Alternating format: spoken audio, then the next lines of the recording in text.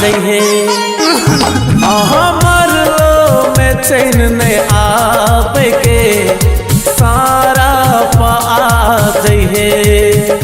तू गेले कोना भुला गे तू गेले कोना भुला गे चेहरा देखा जइहे मरलो में चैन नहीं आवे के सारा पा जइहे मरलो में चैन नहीं आवे के सारा पा जइहे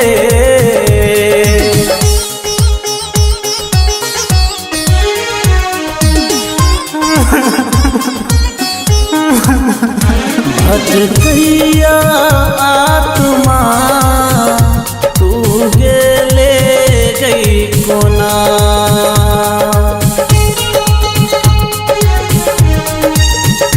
एक हफ्ता के बाद तो शादी शुरू कर दिले बस अब याद रहा तोरे कारण मरली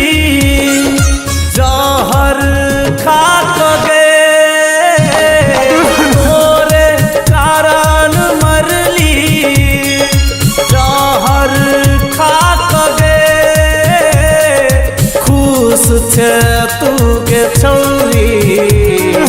हमरा करा गे हाँ खुश छे तू के छौरी हमरा चरा गे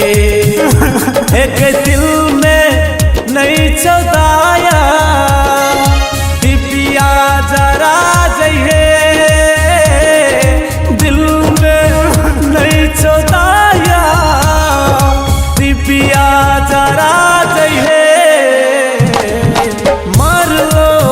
चैन नहीं आवे के सारा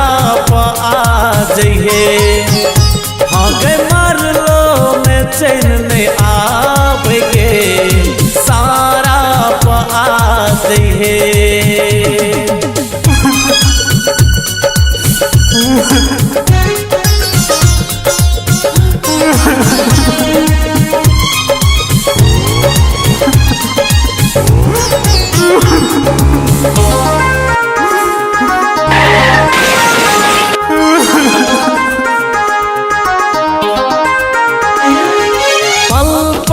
सताबो सजनी तो हर याद गे पल पल सताबो सजनी तो हर याद गे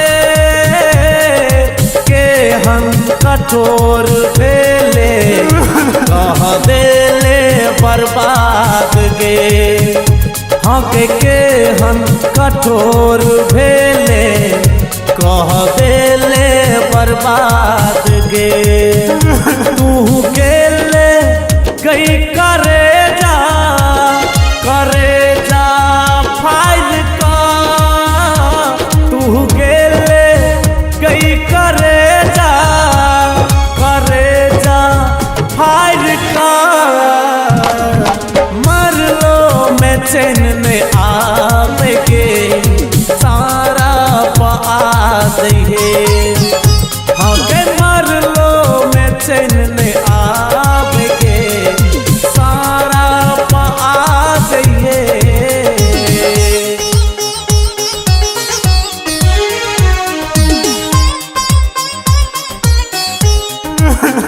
जान जान कही का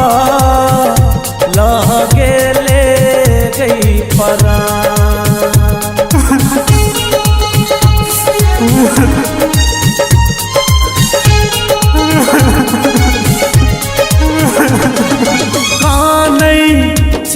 अकेले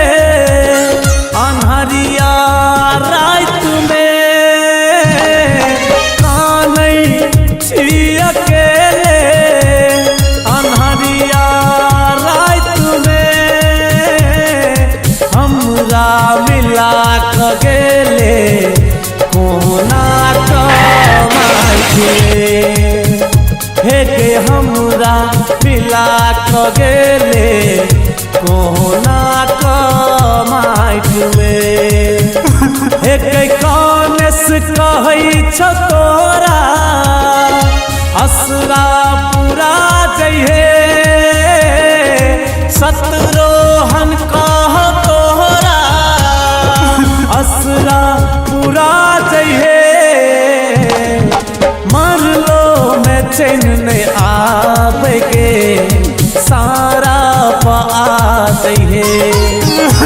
आगे मरलो में चैन नहीं आवे के सारा पा जइहे।